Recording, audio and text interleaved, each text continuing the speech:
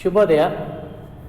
ಕೃಷ್ಣೇಗೌಡರ ಆನೆ ದೀರ್ಘಗದ್ಯ ಭಾಗದಲ್ಲಿ 2 ಅಂಕದ ಪ್ರಶ್ನೆಗಳನ್ನು ನೋಡಿದ್ದೋ ಕಳೆದ ತರಗತಿಯಲ್ಲಿ. ಈಗ 3 ಅಂಕದ ಪ್ರಶ್ನೆಗಳನ್ನು ನೋಡ್ತಾ ಹೋಗೋಣ. ಸಂದರ್ಭ ಸೂಚಿಸಿ ಸ್ವಾರಸ್ಯ ಬರೆಯಿರಿ ಎನ್ನುವಂಥ ಒಂದು ಪದ್ಯ, ದೀರ್ಘಗದ್ಯದ ಒಂದು ಭಾಗ.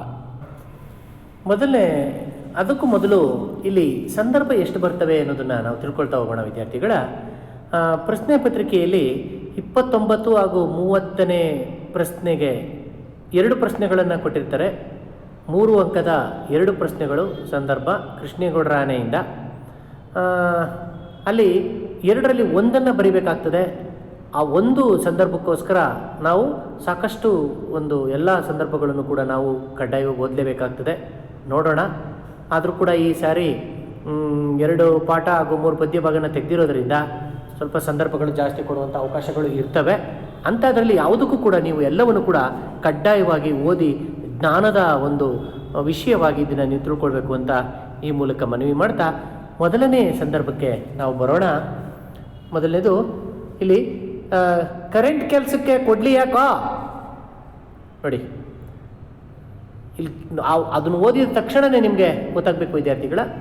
ಇಲ್ಲಿ ಪ್ರಸ್ತುತ ಈ ವಾಕ್ಯವನ್ನು ಪೂರ್ಣಚಂದ್ರ ತೇಜಸ್ವಿಯವರು ಬರೆದಿರುವ ಕೃಷ್ಣೇಗೌಡನ ಆನೆ ಎಂಬ ದೀರ್ಘಗದ್ಯದಿಂದ ಅಥವಾ ನೀಳ್ಗತೆಯಿಂದ ಆರಿಸಲಾಗಿದೆ.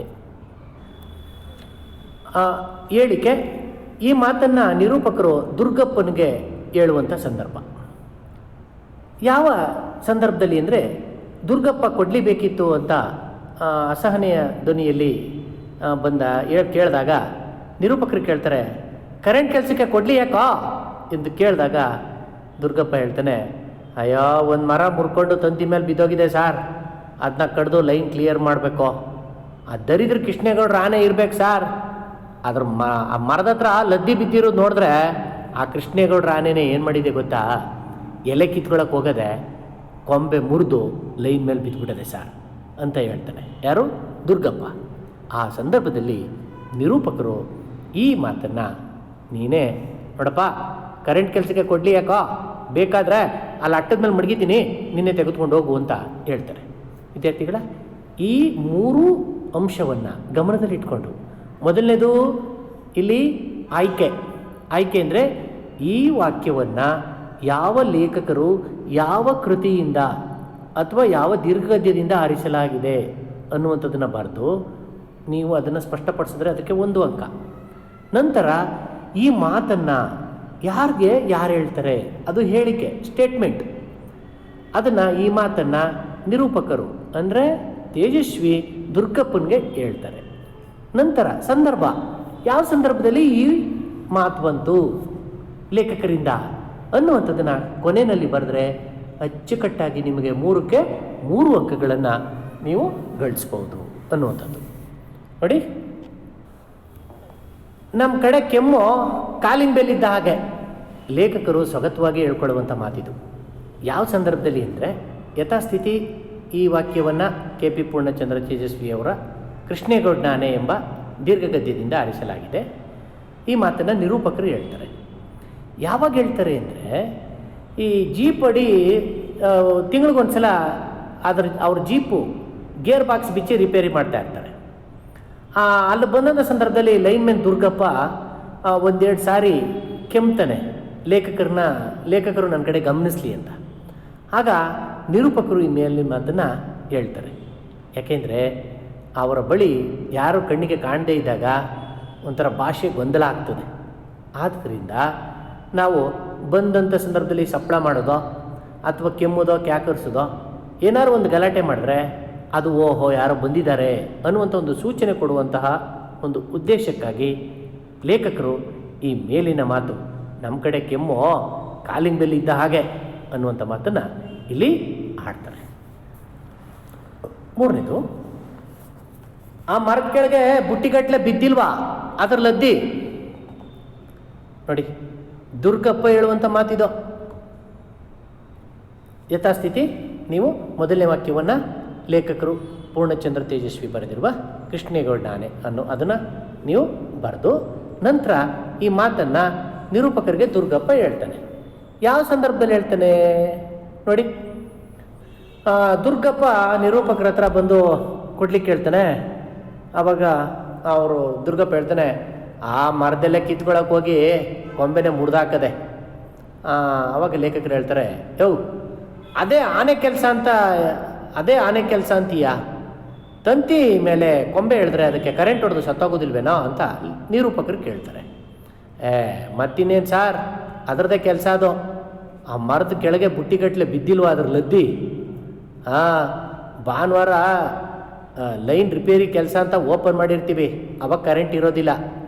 ಒಂದು ವೇಳೆ ಲೈನು ಚಾರ್ಜಲ್ಲಿ ಇದ್ದಿದ್ರೆ ಇಷ್ಟೊತ್ತ ಕೃಷ್ಣೇಗೌಡ್ರ ಆನೆ ಭಸ್ಮ ಆಗಿರೋದು, ಕಿಡಿಗೇಡಿ ಮುಂಡೆದು ಅಂತ ದುರ್ಗಪ್ಪ ಇಲ್ಲಿ ಹೇಳ್ತಾನೆ. ಆ ಸಂದರ್ಭದಲ್ಲಿ ಈ ವಾಕ್ಯ ಬಂದಿದೆ. ಮುಂದೆ, ಆನೆ ಸಾಕುವುದು ಎಂದರೆ ಎಲೆಕ್ಷನ್ ನಿಂತ ಹಾಗೆ.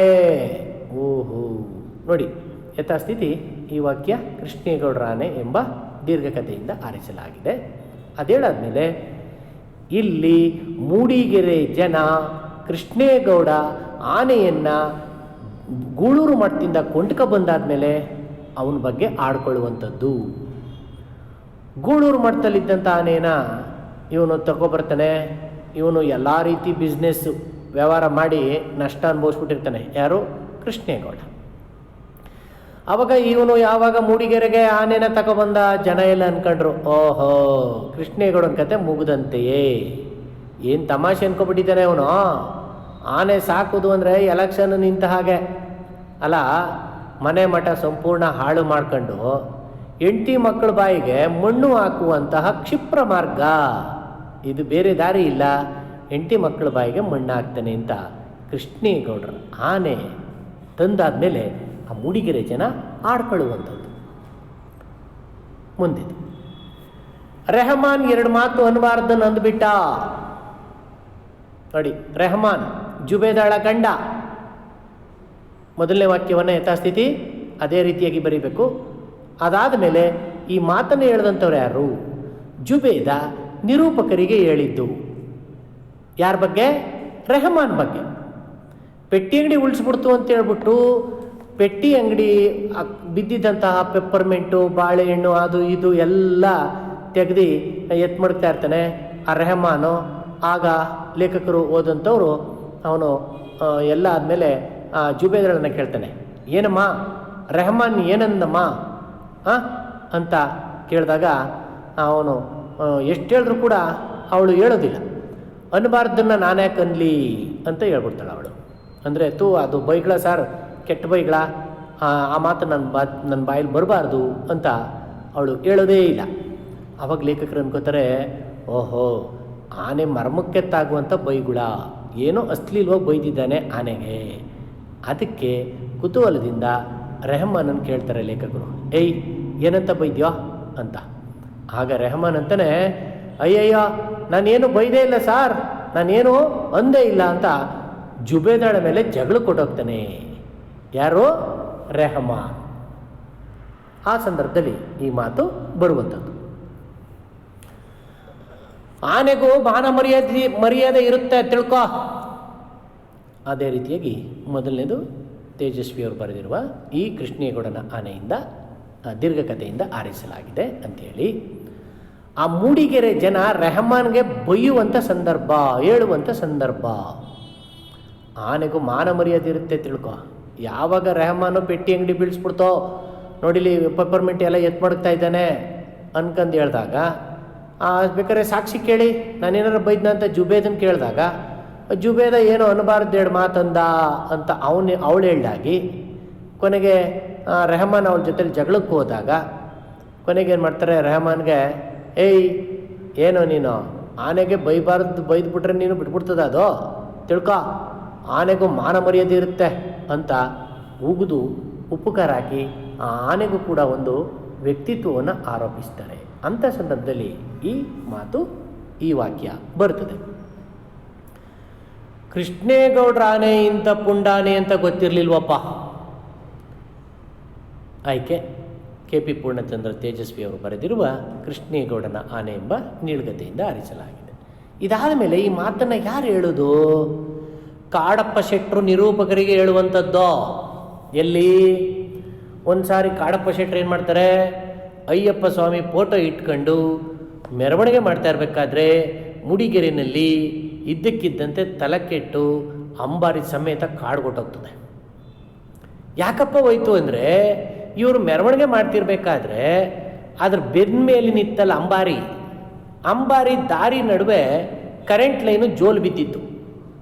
ಆ ಅಂಬಾರಿ ಕರೆಂಟ್ ಲೈನ್ಗೆ ತಾಗಿ ಪಟಾರ್ ಅಂತ ಪಟಾಕಿ ಹೊಡೆದಂತೆ ಶಬ್ದ ಆಗೋಯ್ತು. ಇದರಿಂದ ಅಲ್ಲಿ ಕಿಡಿಗಳೆಲ್ಲ ಉದುರೋದು, ಬೆಂಕಿ ಕಿಡಿಗಳು.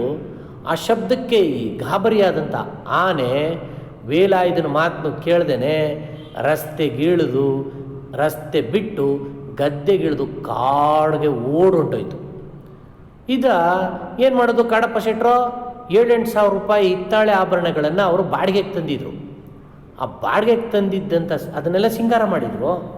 ಆ ಬಾಡಿಗೆಗೆ ತಂದಿರೋದನ್ನು ವಾಪಸ್ ಕೊಡೋದಕ್ಕೆ ಅವರು ಈ ವೇಲಾಯುಧನ ಜೊತೆಯಲ್ಲಿ ಆ ಕಾಡೊಳಗೆಲ್ಲ ಸುತ್ತಾ ಇರ್ತಾರೆ. ಅಂಥ ಸಂದರ್ಭದಲ್ಲಿ ಈ ಮಾತನ್ನು ಕಾಡಪ್ಪ ಶೆಟ್ಟರು ಏನು ಮಾಡ್ತಾರೆ, ಲೇಖಕರಿಗೆ ಹೇಳ್ತಾರೆ. ಇಂತಹ ಈ ಕೃಷ್ಣೇಗೌಡರ ಆನೆ ಇಂಥ ಪುಂಡಾನೆ ಅಂತ ಗೊತ್ತಿರಲಿಲ್ಲ ಸಾರ್.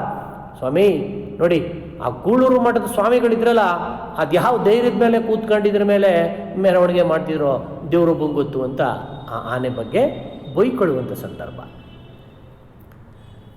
ಮುಂದಿನದು, ನನ್ನ ಕೊಡ್ಲಿ ಯಾಕೆ ತಂದು ಆಫೀಸ್ನಲ್ಲಿ ಇಟ್ಕೊಂಡಿದ್ದೀರಾ ನೋಡಿ.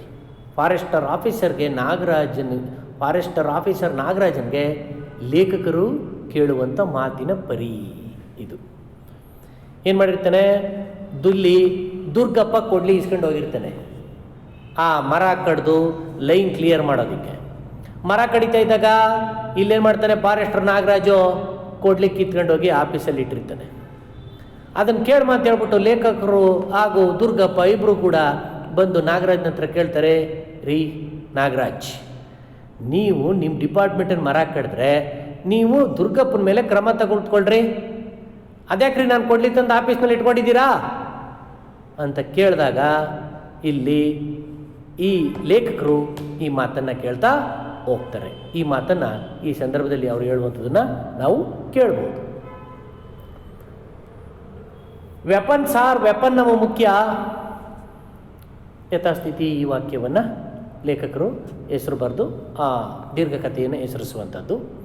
ವೆಪನ್, ಆಯುಧ ಸಾರ್ ನಮಗೆ ಆಯುಧ. ಫಾರೆಸ್ಟರ್ ನಾಗರಾಜ್ ನಿರೂಪಕರಿಗೆ ಹೇಳುವಂಥ ಮಾತು ಇದು. ಯಾವಾಗ ಫಾರೆಸ್ಟರ್ ನಾಗರಾಜನ ಕಚೇರಿಗೆ ಹೋಗ್ತಾರೆ ಲೇಖಕರು, ಅಲ್ರಿ ನಾಗರಾಜ್, ನಿಮ್ಮ ಡಿಪಾರ್ಟ್ಮೆಂಟಲ್ಲಿ ಮರ ಕಡಿದ್ರೆ ಅವನ ಮೇಲೆ ಕ್ರಮ ತೆಗೆದುಕೊಳ್ರಿ, ಅದ್ಯಾಕ್ರಿ ನನ್ನ ಕೊಡ್ಲಿ ತಂದು ಆಫೀಸಲ್ಲಿ ಇಟ್ಕೊಂಡಿದ್ದೀರಾ ಅಂತ ಕೇಳ್ತಾರೆ. ಆಗ ನಾಗರಾಜ, ಸರ್ ಕೋರ್ಟಲ್ಲಿ ಕೇಳ್ತಾರೆ, ಈ ಮರವನ್ನು ಗರಗಸದಿಂದ ಕೊಯ್ದ, ಕೊಡ್ಲಿಯಿಂದ ಕಡ್ದ, ಯಾವುದರಿಂದ ಕಡ್ದ ಅಂತ ಕೇಳ್ತಾರೆ.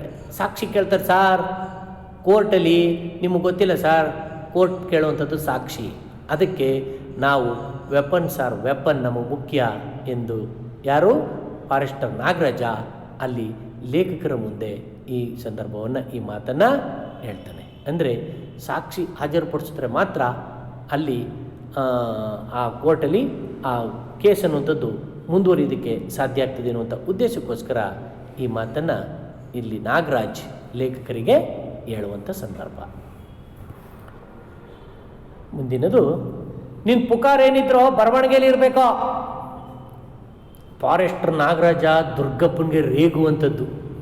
ಹೆಂಗೆ ರೇಗ್ತಾನೆ ನೋಡಿ, ಯಾಕೆ ಆ ಲೈನ್ಮನ್ ದುರ್ಗಪ್ಪನಿಗೆ ಅವಾಗ ಕೊಡ್ಲಿ ಇಸ್ಕೊಂಡು ವಾಪಸ್ ಹೋಗ್ತಾ ಇರಬೇಕಾದ್ರೆ ಸುಮ್ಮನೆ ಹೋಗೋದಿಲ್ಲ. ಯಾರೋ ಈ ದುರ್ಗಪ್ಪ, ನಾನೇನೋ ಮರ ಕಡ್ದಿಲ್ಲ, ಮರನ ಎಲೆ ಕಿತ್ಕೊಳಕ್ಕೆ ಹೋಗಿ ಆ ಕೃಷ್ಣೇಗೌಡರ ಆನೆ ಮುರಿದು ಬೀಳ್ಸಿರೋದು ನಮ್ಮ ಲೈನ್ ಮೇಲೆ ಅಂತ ಹೇಳಿದಾಗ ಇವನೇನು ಮಾಡ್ತಾನೆ, ಈ ಫಾರೆಸ್ಟರ್ ನಾಗರಾಜು, ನೋಡ ನಿನ್ನ ಬಾಯಿ ಮತ್ತಲ್ಲಿ ಏನು ಹೇಳ್ಬೇಡಪ್ಪ, ನೀನು ನನಗೆ ನೀನೇನೇ ಇದ್ರೂ ನೀನು ಬರವಣಿಗೆಯಲ್ಲಿ ಬರ್ಕೊಡ್ಬೇಕು. ರೈಟಿಂಗಲ್ಲಿ ಬರ್ಕೊಡ್ತೀಯ ನೀ ರೈಟಿಂಗಲ್ಲಿ ಬರ್ಕೊಟ್ರೆ ನಾನು ಆ ಕಾರ್ನ ಹೆಂಗೆ ನಾನು ಸೀಜ್ ಮಾಡಿದ್ದೇನೋ ಹಂಗೆ ಕೃಷ್ಣೇಗೌಡರ ಆನೆನ ಕರ್ಕೊಬಂದ್ಬಿಟ್ಟು ಬರೆಯಾಕೊಡ್ತೀನಿ ಬರೆಯ ಅಂತ ದರ್ಪದ ಮಾತನಾಡ್ತಾನೆ ಈ ನಾಗರಾಜ. ಮುಂದಿನದು, ಕುಡುಕ್ ನನ್ನ ಮಗನೇ, ಎಂಥ ಗಂಡಾಂತರ ತಂದುಬಿಟ್ಯೋ ನೋಡು. ಇಲ್ಲಿ ಶಿವೇಗೌಡರು ವೇಲಾಯುಧನಿಗೆ ಚೆನ್ನಾಗಿ ಉಗಿತಾ ಇದ್ದಾರೆ. ಯಾವ ಸಂದರ್ಭದಲ್ಲಿ ಗೊತ್ತಾ? ಡ್ರೈವರ್ ಆ ಶಿವೇಗೌಡರ ಸಾಮಿಲಲ್ಲಿ ಅನ್ಲೋಡ್ ಮಾಡುವಂಥ ಸಂದರ್ಭದಲ್ಲಿ ಮರ ಎಳೆಯಕ್ಕೆ ಹೋಗಿ ಲಾರಿನೇ ದಬಾಕ್ಬಿಡ್ತದೆ, ಲಾರಿನೇ ಕೆಡಬಿಡ್ತಾರೆ. ಯಾವುದು? ಆನೆ. ಅಂಥ ಸಂದರ್ಭದಲ್ಲಿ ಆ ಡ್ರೈವರ್ನ ಆ ಸತ್ತೋದಂಥ ಸಂದರ್ಭ, ಡ್ರೈವರ್ ತಲೆ ಮೇಲೆ ಜಾಕ್ ಬಿದ್ದಂಥ ಸಂದರ್ಭದಲ್ಲಿ ಈ ಮಾತನ್ನು ಶಿವೇಗೌಡರು ವೇಲಾಯುಧನಿಗೆ ಹೇಳ್ತಾ ಹೋಗ್ತಾರೆ. ಏನಾಯಿತು ನೋಡಿ, ಲಾರಿ ರಾತ್ರೋರಾತ್ರಿ ಅನ್ಲೋಡ್ ಮಾಡೋದಕ್ಕೆ ವೇಲಾಯುಧ ಮತ್ತು ಆ ನಮ್ಮ ಈ ಕೃಷ್ಣೇಗೌಡರ ಆನೆನ ಕರ್ಕೊಬಂದರು. ಇಬ್ಬರು ಕುಡಿದ್ಬಿಟ್ಟಿದ್ರು. ಬಂದ್ಬಿಟ್ಟು ಲಾರಿ ಉಳ್ಸೋಕ್ಕೆ ಹೋಗಿ ಮರ ಉಳ್ಸೋಕ್ಕೆ ಹೋಗಿ ಲಾರಿಯೇ ಉಂಟೋಗ್ಬಿಡ್ತು. ಲಾರಿ ಉಂಟೋದ ಸಂದರ್ಭದಲ್ಲಿ ಮತ್ತೆ ಎಲ್ಲರೂ ಓಡಿ ಬಂದರು. ಶಬ್ದ ಬಂದದ್ದನ್ನು ನೋಡ್ಬಿಟ್ಟು ಶಿವೇಗೌಡರು, ಕ್ಲೀನರು ಎಲ್ಲ, ಏನೆಯ ಮರ ಕೆಡ್ಕೊಂಡ್ರೆ ಲಾರಿನೇ ಉಣ್ಸ್ಬಿಟ್ಟಿದೆಯಲ್ಲಯ್ಯ ಅಂತ ಓಡಿ ಬಂದು ನೋಡ್ತಾರೆ. ಅಲ್ಲಿ ಆ ಲಾರಿ ಕ್ಲೀನರು ಏನು ಮಾಡ್ತಾನೆ, ಹಗ್ಗ ಬಿಚ್ಚೆ ಅಂತಂದರೆ ಹಗ್ಗ ಬಿಚ್ಚಿದ್ಬಿಟ್ಬಿಟ್ಟು ಏನೋ ಒಳಗೋಗಿ ನೋಡ್ತಾ ಇರ್ತಾನೆ. ಅವಾಗ ಹೇಳ್ತಾನೆ, ಅಣ್ಣ ಡ್ರೈವರ್ ಅಣ್ಣ ಇಲ್ಲೇ ಇದ್ನಲ್ಲಣ್ಣ, ಎಲ್ಗೋದ್ನಣ್ಣ ಅಂತ. ಅಲ್ಲಿ ನೋಡಿದ್ರೆ ಆ ಡ್ರೈವರ್ ತಲೆ ಮೇಲೆ ಜಾಕ್ ಬಿದ್ದು ಅಲ್ಲೇ ಸತ್ತೋಗಿರ್ತಾನೆ. ಅಂಥ ಸಂದರ್ಭದಲ್ಲಿ ಈಗ ರಾತ್ರೋರಾತ್ರಿ ಏನು ಮಾಡೋದು? ಈ ಕೇಸ್ ಗೊತ್ತಾದರೆ ಈಗ ಲಾರಿನ ಸೀಜ್ ಮಾಡ್ತಾರೆ, ಶಿವೇಗೌಡರನ್ನ ಅರೆಸ್ಟ್ ಮಾಡ್ತಾರೆ. ಕಳ್ಳನಾಟ ದಂಧೆ ಎಲ್ಲಿಂದ ಬಂತು, ಯಾರು ಬಂತು, ಎಲ್ಲನೂ ಕೂಡ ತಪ್ಪಿಗೆ ಸಿಗಾಕೋಬೇಕಾಗ್ತದೆ. ಆಮೇಲೆ ಕ್ಲೀನರ್ ಕೋಳ ಹಾಕ್ತಾರೆ. ಆವಾಗ ಶಿವೇಗೌಡರು ಕೋಪ ಹತ್ಬಿಟ್ಟು, ಲೇ ಕುಡುಕ್ ಸೂಳೆ ಮಗನೇ, ಎಂಥ ಗಂಡಾಂತರ ತಂದುಬಿಟ್ಟೆ ನೋಡೋ ಅಂತ ವೇಲಾಯುಧನಿಗೆ ಶಿವೇಗೌಡರು ಬೈತಾರೆ. ಆ ಸಂದರ್ಭದಲ್ಲಿ ಈ ಮಾತು ಬಂದಿದೆ. ಡ್ರೈವರಣ್ಣ ಎತ್ಲಾಗೋದ, ಇಲ್ಲ ಇದ್ನಲ್ಲ. ಯಥಾಸ್ಥಿತಿ ಮೊದಲನೇ ವಾಕ್ಯನ ಬರೆದಾದ್ಮೇಲೆ ಇದನ್ನು ಲಾರಿ ಕ್ಲೀನರು ಗೊಣಿಕಂದು ಅಲ್ಲಿ ಅವ್ರಿಗೆ ಅಲ್ಲಿದ್ದಂಥ ಎಲ್ಲ ಜನರಿಗೂ ಹೇಳ್ತಾ ಇದ್ದಾನೆ. ಶಿವೇಗೌಡರ ಸಾಮಿಲ್ನಲ್ಲಿ ವೇಲಾಯುಧ ಏನು ಮಾಡ್ಬಿಟ್ಟ, ಕುಡಿದ್ಬಿಟ್ಟು ಹಗ್ಗ ಬಿಚ್ಚಿದ್ದೇನೆ ಆನೆಗೆ ಮರ ಉಳಿಸು ಅಂತ ಹೇಳಿದ್ನ. ಮರ ಏನು ಮಾಡಿಬಿಡ್ತೋ, ಮರ ಎಳಿಯಕ್ಕೆ ಹೋದ, ಆನೆನೇ ದಬಾಕೋದು. ಅಂಥ ಸಂದರ್ಭದಲ್ಲಿ ಅವನು ಸ್ಟಿಯರಿಂಗ್ ಮೇಲೆ ಹಂಗೇ ನಿದ್ರೆ ಮಾಡ್ತಾ ಇದ್ದಂಥವನು ಲಾರಿ ಒಂದು ಕಡೆ ಉರುಳಿದಂಥ ಸಂದರ್ಭದಲ್ಲಿ ಜಾಸ್ತಿ ಏಟಾಗ್ತಿರಲಿಲ್ಲ, ಸ್ವಲ್ಪ ಮೈಕೈ ನೋವಾಗೋದು ಎದ್ದು ಬಂದಿರೋನು. ಆದರೆ ಕ್ಯಾಬಿನಲ್ಲಿದ್ದಂತಹ ಜಾಕ್, ಮಣಬಾರದ ಜಾಕ್ ಡ್ರೈವರನ ತಲೆ ಮೇಲೆ ಬಿದ್ದಿದ್ದೇ ಅವನು ಒಂದೇ ಏಟಿಗೆ ಪರಂಧಾಮಕ್ಕೆ ಸೇರ್ಕೊಳ್ತಾನೆ. ಕೊನೆಗೆ ಈ ಶಬ್ದ ಕೇಳಿದಂಥ ಶಿವೇಗೌಡರು ಕ್ಲೀನರು ಓಡ್ ಬರ್ತಾರೆ. ಓಡ್ ಬರೋ ಬದಲು ಕ್ಲೀನರು ಹಗ್ಗ ಬಿಚ್ಚೆ ಅಂದರೆ ಯಾರನ್ನ ಹುಡುಕ್ತಾ ಇರೋದು ಕೇಳಿಸ್ತದೆ.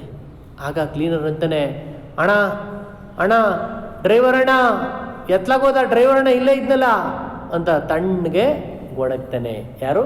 ಕ್ಲೀನರು ಅನ್ನೋಂಥದ್ದು. ವಿದ್ಯಾರ್ಥಿಗಳ ಇಲ್ಲಿಗೆ ಸಾಕು. ಇಷ್ಟು.